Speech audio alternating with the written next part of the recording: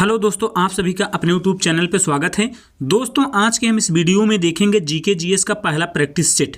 दोस्तों, इस practice set में जितने भी प्रश्न लिए हैं सभी प्रश्न जो है प्रीवियस ईयर के प्रश्न हैं। और दोस्तों, इन सभी क्वेश्चनों से जितने भी रिलेटेड कॉन्सेप्ट बनते हैं सबको बताए जाएंगे आप सबको। चलिए हम पहला प्रश्न देखते हैं। देखिए, विटीकल्चर किससे संबंधित है? तो हमारा जो विटीकल्चर है ये अंगूर की खेती से संबंधित है। ठीक है, यानी कि इसका राइट आंसर होगा ऑप्शन डी। अब देखिए, इंपॉर्टेंट पॉइंट हम देख लेते हैं। अंगूर की खेती को क्या कहते हैं भाई? विटीकल्चर कहते हैं। मधुमक्खी पालन का अध्ययन क्या कहलाता है? एपीकल्चर कहलाता है। रेशम की कीट का पालन क्या कहलाता है? सेरीकल्चर कहलाता है। मछली पालन पीसीकल्चर कहलाता है। सब्जी की खेती ओलेरीकल्चर कहलाता है। फलों की खेती पोमोलॉजी कहलाता है। फूलों की खेती फ्लोरिकल्चर कहलाता है। फलों एवं सब्जियों का अध्ययन हार्टिकल्चर कहलाता है। चलिए अगला प्रश्न देखते हैं। अगला प्रश्न है, जीव विज्ञान की कौन सी शाखा वंशानुक्रम पैटर्न के माध्यम पर केंद्रित है? तो जो है ये आनुवंशिकी जो है जीव विज्ञान के वंशानुक्रम पैटर्न के माध्यम पर केंद्रित है। यानी कि इस प्रश्न का सही आंसर होगा ऑप्शन सी। अब देख लेते हैं इस प्रश्न के बारे में इंपॉर्टेंट पॉइंट कुछ। देखिए, आनुवंशिकी के जनक ग्रेगर जॉन मेंडल कहलाते हैं। ठीक है, ग्रेगर जॉन मेंडल माने जाते हैं। और आनुवंशिकी शब्द का प्रयोग विल्सन द्वारा 1906 ईस्वी में किया गया था। अगला प्रश्न देखिए, कोशिका के अध्ययन को कहा जाता है। तो कोशिका के अध्ययन को क्या कहा जाता है दोस्तों? साइटोलॉजी कहा जाता है कोशिका के अध्ययन को। यानी कि इस प्रश्न का सही आंसर है ऑप्शन सी। अगला प्रश्न है, बहुत इंपॉर्टेंट प्रश्न है। देखिए, भीमबेटका की गुफा की खोज कब हुई थी? तो भीमबेटका की गुफा की खोज जो है 1957-58 ईस्वी में हुआ था। यानी कि इस प्रश्न का सही आंसर होगा ऑप्शन बी। आगे देखिए, कुछ इंपॉर्टेंट पॉइंट देख लेते हैं भीमबेटका के बारे में। देखिए, भीमबेटका की गुफा भारत के मध्य प्रदेश के रायसेन जिले में स्थित है। ठीक है, ये गुफाएं चारों तरफ से विंध्याचल पर्वतमाला से घिरी हुई हैं। इसकी खोज डॉक्टर विष्णु श्रीधर वाकड़कर द्वारा की गई है। ठीक है, देखिए, वर्ष 2003 में यूनेस्को ने इसे विश्व धरोहर स्थल घोषित किया था। और इसमें पाषाणकालीन शिला चित्रकारी पाई जाती हैं। ठीक है, किसमें? भीमबेटका गुफा में। अगला प्रश्न है, देखिए, सिंधु सभ्यता का पंतन नगर कौन सा है? तो देखिए, सिंधु सभ्यता का पंतन नगर जो है हमारा यानी बंदरगाह कौन सा है? तो लोथल है। ठीक है, यानी कि इस प्रश्न का सही आंसर होगा ऑप्शन बी। अगला प्रश्न देखिए, भारत में पाषाणकालीन शिला चित्रकारी कहाँ पाई जाती हैं? तो कहाँ पाई जाती हैं? भीमबेटका में पाई जाती हैं। यानी कि इस प्रश्न का सही आंसर होगा ऑप्शन बी।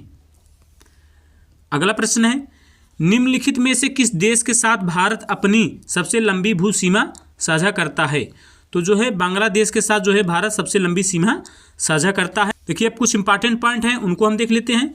भारत के कितने पड़ोसी देश हैं? भारत के 7 पड़ोसी देश हैं। ठीक है, देखिए, पाकिस्तान पहला है। तो पाकिस्तान भारत के साथ कितना सीमा साझा करता है? 3323 किलोमीटर।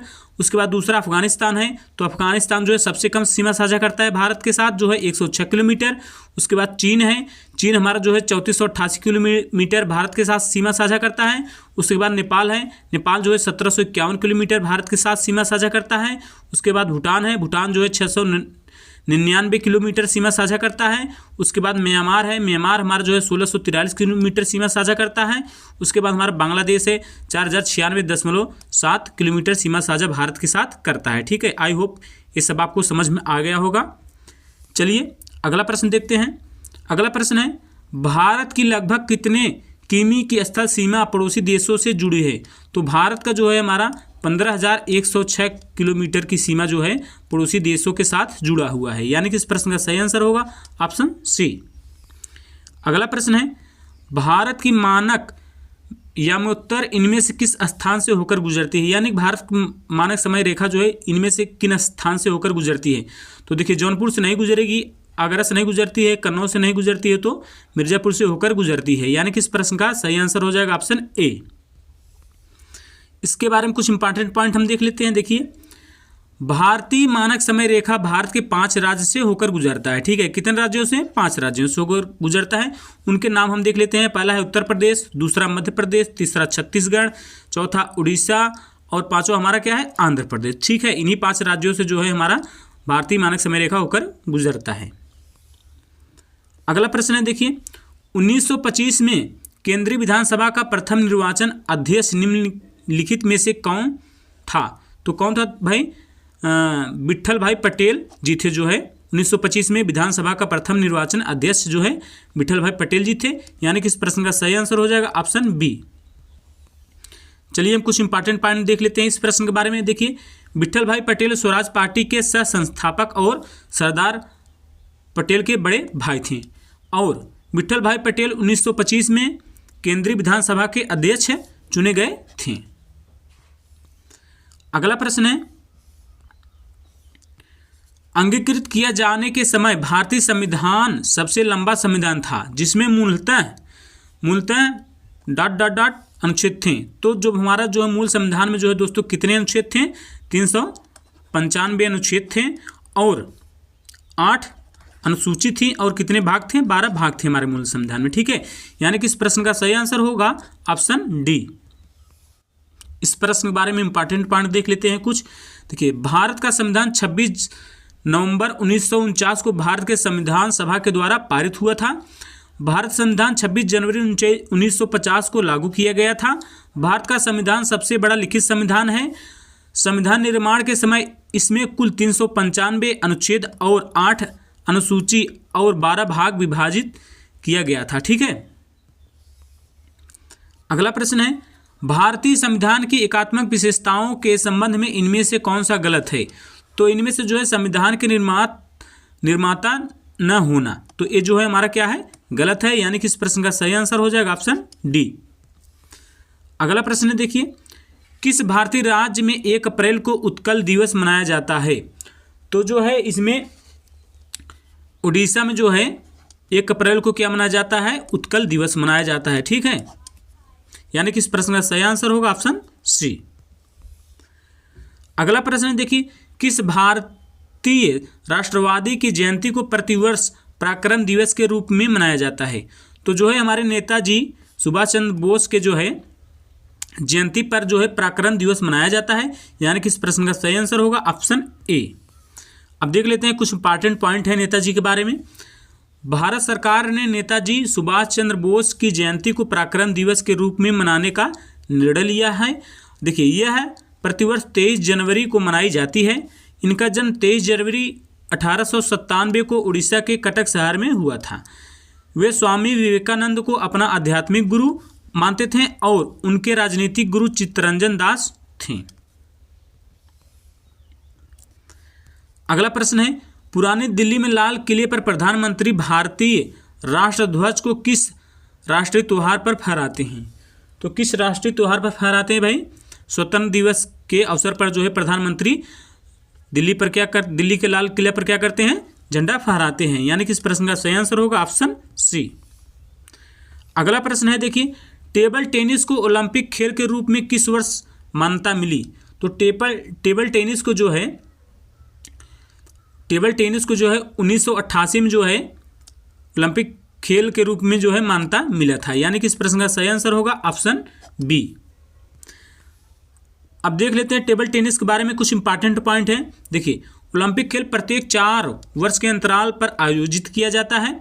इसका आयोजन अंतर्राष्ट्रीय ओलंपिक समिति करता है। ठीक है, 1988 ईस्वी में टेबल टेनिस को भी इसमें शामिल कर लिया गया था।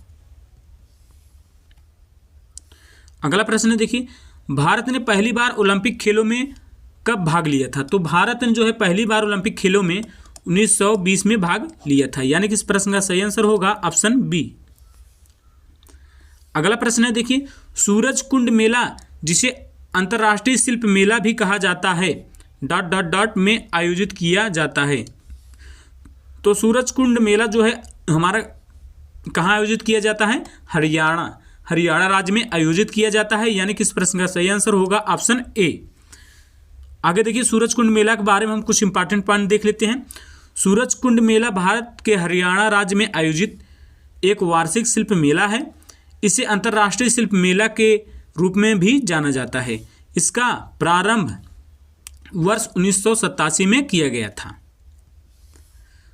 अगला प्रश्न है देखिए, मानव अधिकार की सार्वभौम घोषणा यहाँ के होगा, ठीक है। के मसौदा समिति के अध्यक्ष कौन थे? तो सार्वभौम घोषणा के मसौदा समिति के अध्यक्ष जो है हमारे एलेनोर रूजवेल्ट थे, ठीक है। यानी कि इस प्रश्न का सही आंसर होगा ऑप्शन सी। इस प्रश्न के बारे में इंपॉर्टेंट पॉइंट कुछ हम देख लेते हैं। देखिए, मानव अधिकारों की सार्वभौमिक घोषणा के मसौदा समिति के अध्यक्ष एलेनोर रूजवेल्ट थे। संयुक्त राष्ट्र महासभा ने 10 दिसंबर 1948 को मानव अधिकारों को सार्वभौम घोषणा को अपनाया था। विश्व भर में प्रतिवर्ष 10 दिसंबर को मानव अधिकार दिवस मनाया जाता है। ये पॉइंट आपको याद रहना चाहिए। विश्व भर में जो है प्रतिवर्ष जो है 10 दिसंबर को मानव अधिकार दिवस मनाया जाता है। अगला प्रश्न है, देखिए, साहित्य में भारत देश के एकमात्र नोबेल पुरस्कार विजेता कौन थे? बहुत बढ़िया प्रश्न है, कई बार एग्जाम में आपके पूछा है। तो साहित्य में भारत देश के एकमात्र नोबेल पुरस्कार विजेता जो है हमारे रविंद्रनाथ टैगोर जी थे। यानी कि इस प्रश्न का सही आंसर होगा ऑप्शन ए।